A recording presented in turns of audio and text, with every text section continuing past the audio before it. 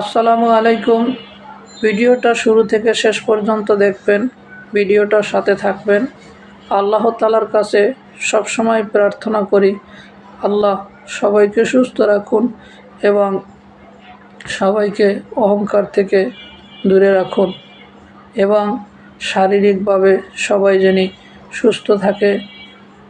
সবাই সবার জন্যে দোয়া করবেন।